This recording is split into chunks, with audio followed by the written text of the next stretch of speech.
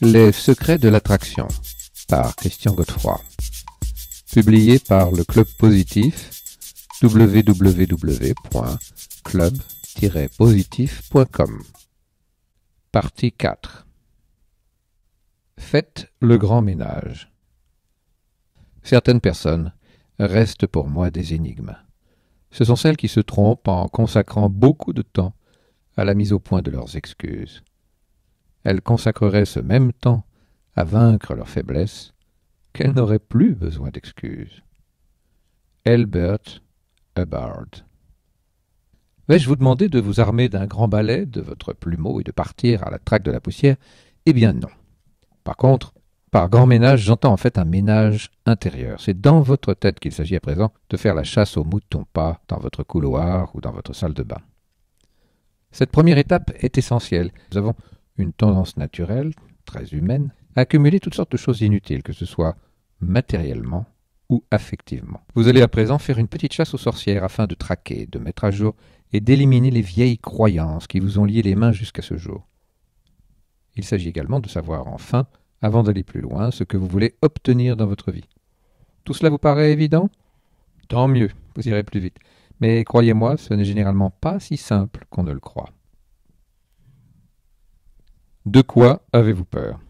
Je vous ai parlé au chapitre précédent de la peur, de l'importance vitale de cette émotion primaire, mais également de ses dérives et de ses conséquences. Maintenant, voyons un peu de quoi vous avez réellement peur. Je vais vous demander d'effectuer un exercice très simple. Isolez-vous quelques minutes dans un endroit calme. Vous ne serez pas dérangé, ni par le téléphone, ni par vos enfants, etc.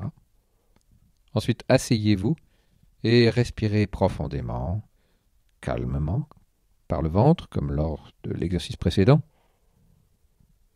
Laissez votre esprit, vos pensées divaguer à leur guise, lâchez-leur la bride et ne cherchez surtout pas à les maîtriser.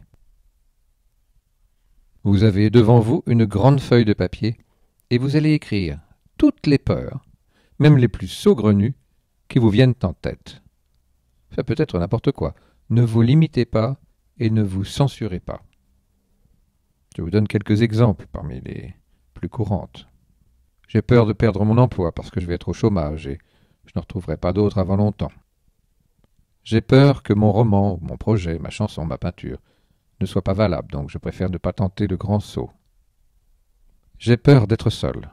Je ne suis pas capable de m'assumer sans mon conjoint. J'ai peur de souffrir si je fais ceci ou cela, etc. Vous comprenez le principe. Le but est de mettre à jour vos peurs et de les confronter à la réalité. Sur une autre feuille, pour chaque peur identifiée, vous allez indiquer dans la colonne de gauche ce qui pourrait vous arriver de pire en affrontant cette angoisse, et sur une autre colonne, ce qui pourrait arriver de mieux. Par exemple, si vous avez noté « J'ai peur d'être seul », vous pourriez indiquer dans la première colonne « Je me sens désemparé, je n'ai plus de repères, je n'arrive pas à gérer le quotidien, je ne me suffis pas à moi-même, je ne sais pas préparer à manger, je ne supporte pas le silence. » Essayez de vivre ce que vous écrivez, de ressentir les émotions qui vous envahiraient si vous étiez en train de faire cette expérience de la solitude. Ce n'est certainement pas très agréable, voire même douloureux, mais c'est capital si vous souhaitez vous en débarrasser. En règle générale, vous constaterez que la peur est surtout générée par l'inconnu et par un excès d'imagination. On ne sait pas à quoi s'attendre, on a peur de généralité. Identifier le pire permet de se rendre compte qu'au fond, ce n'est pas si terrible que cela, et qu'on est tout à fait capable d'y faire face. Dans la colonne de gauche, vous imaginerez le plus précisément possible tous les avantages que vous pourrez retirer de cette expérience, comme par exemple « C'est merveilleux de ne plus subir de disputes tous les soirs. Je me sens soulagé, libéré. Je suis bien avec moi-même. J'ai plus de temps pour voir ma famille, mes amis. Je suis libre de manger ce dont j'ai envie. Le silence est un allié. Il m'apaise et me réconforte. Je peux enfin décorer mon appartement à mon goût. » À nouveau, parlez au présent, comme si c'était déjà fait. C'est en effet capital pour inscrire dans votre esprit l'expérience comme un fait vécu et non hypothétique. Ressentez profondément les émotions qui sont liées, le bien-être, le soulagement, la liberté, etc. Pour chacune de vos peurs énumérées et décortiquées ainsi, vous reprendrez ensuite votre liste et inscrirez à la suite de chaque phrase une affirmation la plus simple, la plus directe possible, comme par exemple toujours dans notre expérience de la vie en solo, sous j'ai peur de la solitude. Désormais, j'ai confiance en moi. Et la solitude est une amie. Je suis prêt à en faire l'expérience. Mettez bien la phrase toujours au présent et en évitant les tournures négatives du style « je n'ai plus peur de ». Cette première phrase est capitale pour aborder la suite. Si vous ne vous sentez pas à l'aise avec vos affirmations, ce n'est pas grave. Vous referez l'exercice plus tard jusqu'à ce que vous vous sentiez sûr de vous. Qu'est-ce que vous ne voulez pas? Il est souvent plus facile de savoir ce qu'on ne veut pas que ce qu'on désire profondément. C'est pour cela que je commence par cette étape. Ne vous y trompez pas, même si cela vous paraît un brin naïf, voire enfantin, c'est une étape également essentielle. Il vous faut identifier, après vos peurs, ce que vous ne voulez absolument pas vivre. Pourquoi? Votre esprit a un pouvoir immense.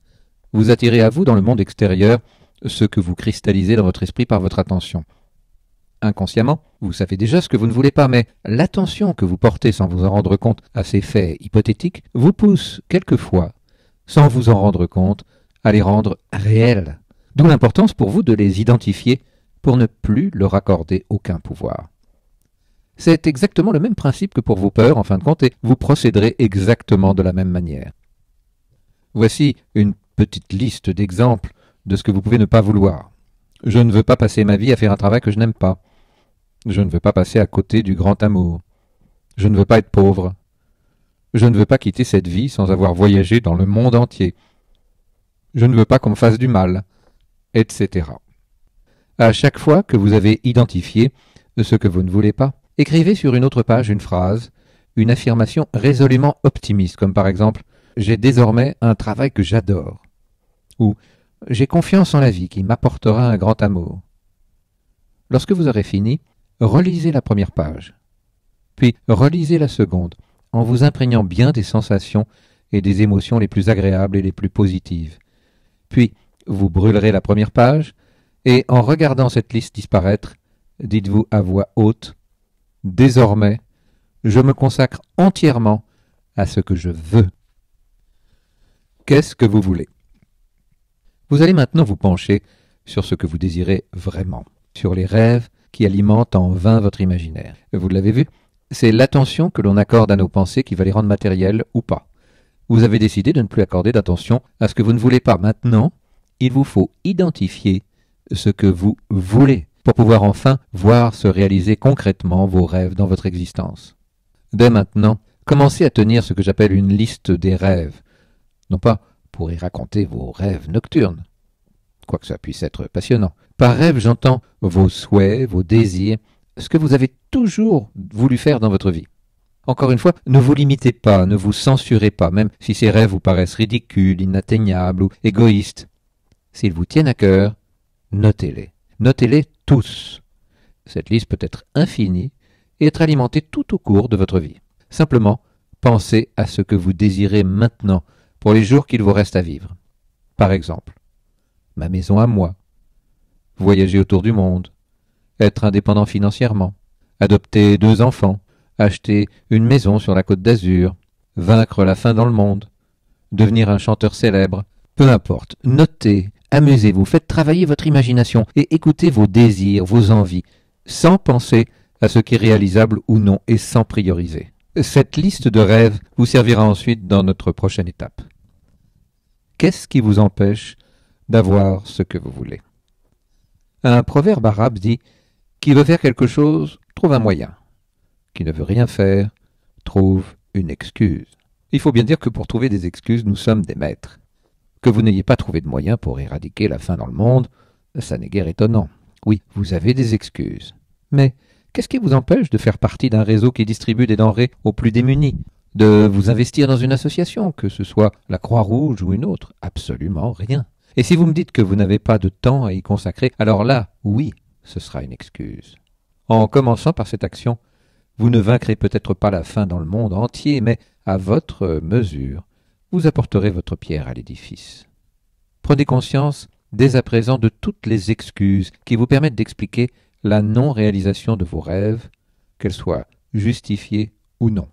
Cela peut être « je n'ai pas de temps, je n'ai pas assez d'argent, ma maison est trop petite, je ne suis pas assez doué, je n'ai pas assez de chance, je n'ai pas assez de talent ». Vous le constaterez, beaucoup d'excuses sont des peurs. Vous savez maintenant ce que vous devez en faire. Je vous conseille l'exercice suivant. Achetez une tirelire et demandez à vos proches, à chaque fois que vous vous donnez une excuse ou une justification, même pour les choses les plus petites, de vous le signaler.